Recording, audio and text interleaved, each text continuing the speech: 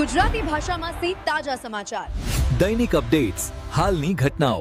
હમણાં જ સબસ્ક્રાઇબ કરો અને નવા સમાચાર પામો. દિયોદર તાલુકા પંચાયત પ્રમુખ ઉપપ્રમુખની ચૂંટણી દરમિયાન હાઈ વોલ્ટેજ સ્થિતિ, સગર્ભા મહિલા સભ્યને કલાકો સુધી રાહત. દિયોદર તાલુકા પંચાયત ખાતે પ્રમુખ અને ઉપપ્રમુખની ચૂંટણી દરમિયાન લાંબી પ્રક્રિયા અને વિલંબના કારણે સભ્યોમાં અસંતોષ અને અસમંજસની સ્થિતિ જોવા મળી હતી. ચૂંટણી પ્રક્રિયા કલાકો સુધી ખેંચાતા જાણા સીટના સભ્ય કિંજલબેન નાગજીભાઈ ઠાકોર, જે સગર્ભા છે, તેમને પણ સભાખંડમાં લાંબા સમય સુધી રાહ જોવી પડી હોવાનું સામે આવ્યું છે. આ દરમિયાન તેમની તબિયત અંગે પરિવારજનો દ્વારા ચિંતા વ્યક્ત કરવામાં આવી હતી. કિંજલબેનના પતિ નાગજીભાઈ ઠાકોરે જણાવ્યું કે અગાઉ પણ લાંબા સમય સુધી બેસી રહેવાના કારણે આરોગ્ય સંબંધિત તકલીફ થઈ હતી. ડિલિવરીની તારીખ નજીક હોવા છતાં અમે લોકશાહીના પર્વમાં હાજર છે, પરંતુ સતત વિલંબના કારણે મુશ્કેલી વધી રહી છે, તેમ તેમણે કહ્યું. ચૂંટણી પ્રક્રિયામાં થયેલા વિલંબ અને વ્યવસ્થાપનને લઈ સભ્યોમાં ચર્ચા જોવા મળી હતી. ખાસ કરી ગર્ભવતી મહિલા સભ્યોને લાંબા સમય સુધી બેસાડવામાં આવતા આરોગ્યની સુવિધા અંગે પ્રશ્નો ઉઠી રહ્યા છે.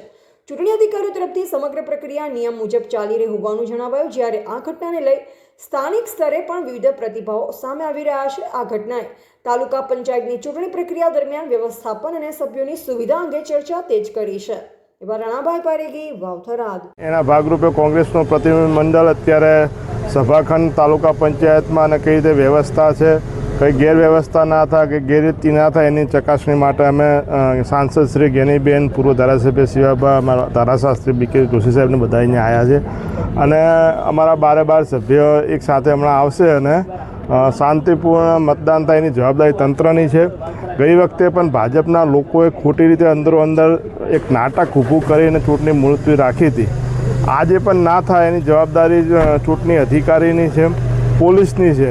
અને ક્યાંય જો ભાજપના સભ્યો અંદરો-અંદર ફરતી નાટક કરે તો એમને ખરેખર કાર્યવાહી કરીને એમને બહાર કાઢવા જોઈએ. બાકી ચૂંટણી મુલતવી ના લેવી જોઈએ. ને જો ફરતી જો ચૂંટણીમાં ક્યાંય ગેરરીતિ કરી ચૂંટણી મુલતવી રાખવાની કોશિશ કરશે તો આ દિયોદરની પ્રજા હવે સહન નહીં કરે. સહન કરવાની પણ એક હદ હોય છે, એ કહેવા માટે અમે સૌ અહીંયા આવ્યા છીએ. આપણે કોઈ એવી શંકા છે કે આજે મુલતવી રાખશે? દેખો, શંકા તો ગઈ વખતે જે થયું એના પછી હવે આમના પર વિશ્વાસ રાખવો ખૂબ મુશ્કેલ વાત છે.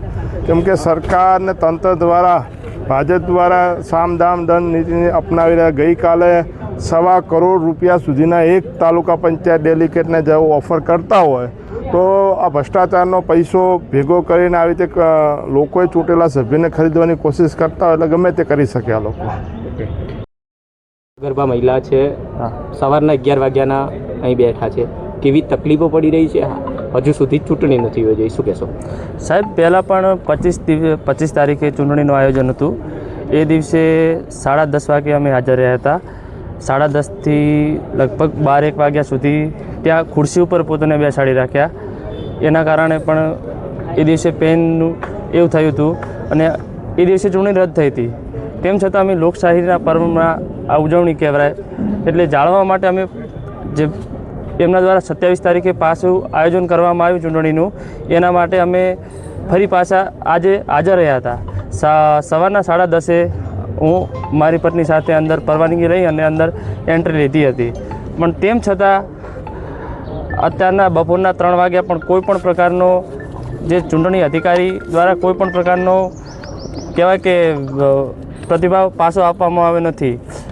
અમે પોતાને 16 તારીખ જે આ ગઈ 16 તારીખ ત્યારે પૂરા મહિના થયા છે અને ડૉક્ટરે 10 થી 15 દિવસનું કીધેલું કે 10-15 દિવસની અંદર ડિલિવરી થઈ શકે છે.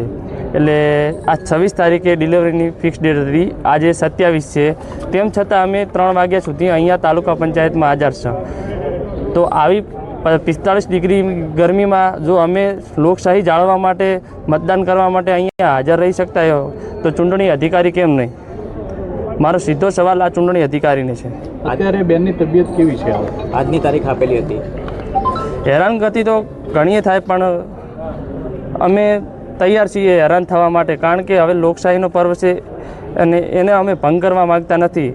પણ હું સોશિયલ મીડિયાના માધ્યમથી જાણવા માગું છું કે આવો એક વિચાર જે ચૂંટણી અધિકારી છે એમને પણ કરવો જોઈએ. અત્યારે ચૂંટણી અધિકારી પાલનપુરમાં દાખલ છે. શું ચૂંટણી મોકૂફ રાખવામાં આવશે કે કેટલા વાગે કરવામાં આવશે તેવી કોઈ જાણ વહીવટી તંત્રએ કરી છે? ના, એ એ બાબતે કોઈ પણ પ્રકારની હજી સુધી અમને જાણ કરવામાં આવી નથી. તો કેટલા વાગ્યા સુધી તમે આ સગર્ભા મહિલાને તે તમારા પત્નીને લઈને અહીંયા બેસશો? 3 વાગ્યાનો અમને ટાઈમ આપેલો હતો કે 3 વાગે, પહેલાં 11 વાગે હતો ચૂંટણીનો ટાઈમ, પછી 3 વાગે ટાઈમ આપવામાં આવ્યો કે 3 વાગે પાછી ચૂંટણી યોજાશે. પણ 3 વાગ્યા પણ કોઈ પણ પ્રકારનું હજી સુધી કંઈ જોવા મળતું નથી. તમારી પત્ની માટે વહીવટીતંત્ર દ્વારા અત્યારે શું વ્યવસ્થા કરવામાં આવી છે અંદર?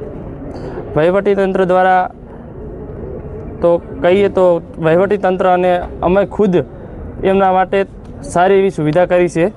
એમાં હાલ લાંબી તકલીફ નથી, પણ સમજી શકો કે ઘર વગર ગર્ભવતી મહિલા મતલબ બહાર આવી જગ્યાએ આવા માહોલમાં અને ડિલિવરી ટાઈમે અહીંયા રોકાયા એ ખૂબ મોટી વાત કહેવાય.